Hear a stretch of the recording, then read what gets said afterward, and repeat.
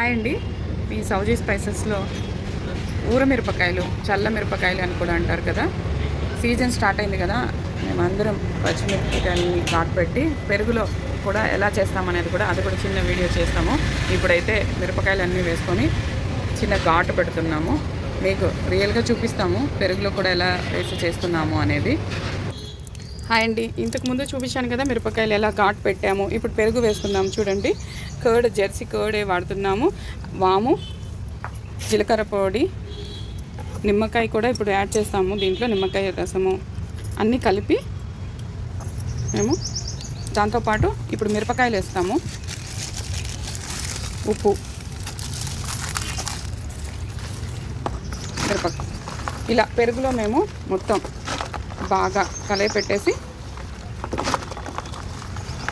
కొంచెం లైట్గా ఇలా 3 రోజుల వరకు చేస్తాము. ఇదే ప్రాసెస్ చేసిన తర్వాత అప్పుడు ఎండబెడతామండి. చూడండి, మీకు మళ్ళీ సౌజీ స్పైసెస్ మీద కల్తీ లేకుండా ఎలా నమ్మకంగా చేస్తారు అనేది మీకు చిన్న వీడియో చేశాను.